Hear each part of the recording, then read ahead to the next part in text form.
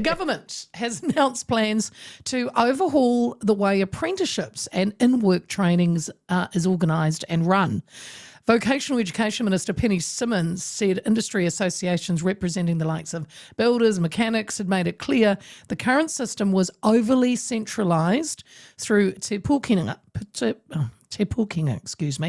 which was created in 2020 by the then Labour government through the merger of the country's 16 institutes of technology and polytechs.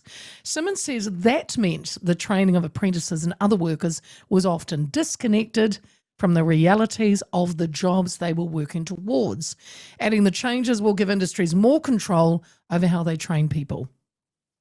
Beginning next year, the government will introduce a new independent and industry-led model on work-based learning. The automotive industry had been advocating for this move for quite some time, and joining me now is James McDowall, Motor Traders Association Head of Advocacy. G'day, James. Hi, Leah, how are you? I'm very good. This is good news, huh? It is.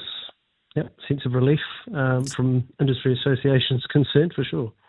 So the numbers are quite staggering when I looked into it, James. Under Te Pūkenga, 50% of apprentices only completed their course. So under 50% completed their course, and only 10 to 20% of employers would take on apprentices.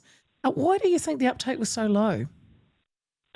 I think it depends how you slice that sort of data.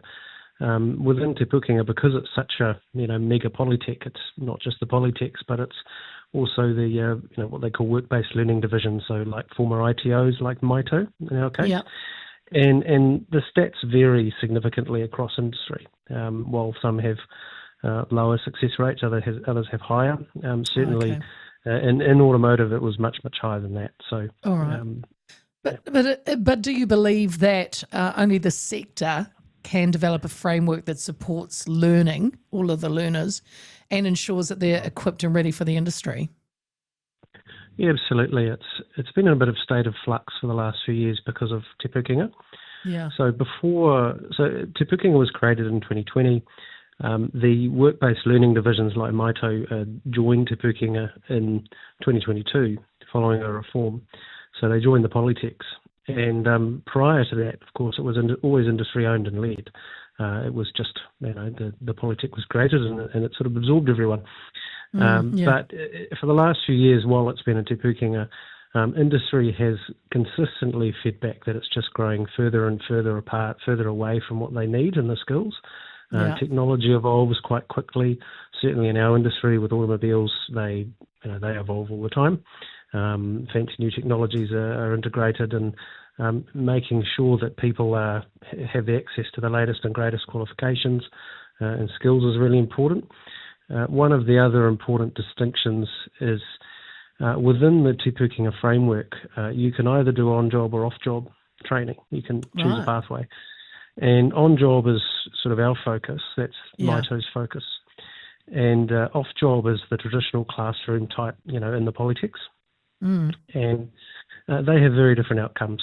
We've always held that those apprentices that work on the job, get paid for a living, don't have a student loan, much higher success rates and a greater skill set, more appropriate for the workforce. So, they're doing it every day.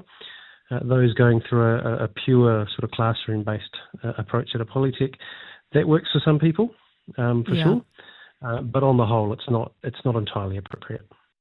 Well, it kind of makes sense, James, doesn't it? Especially in the, automotive trade, you want to be kind of hands-on there working than sitting in a classroom. It just kind of makes sense. So the MTA has led a task force of 30 organisations, wasn't it, to provide feedback. So you've done a lot of work in this, wanting the government to work on this.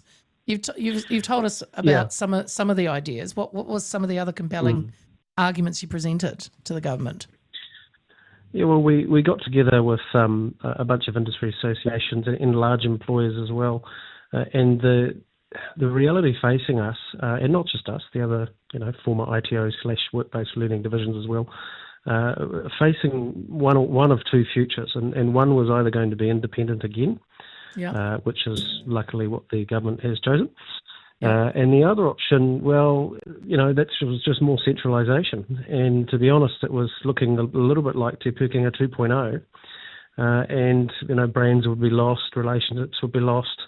Maito's been operating since 1992, and the idea of losing all of that and losing that connection into this sort of increasingly centralised state, that was why we fought so hard on this and why we had quite a strong opinion on it. Yeah. There are some that have criticised, it's another announcement and it's a bit short on detail, but are there specific details the MTAs are waiting on to ensure the success of this transition?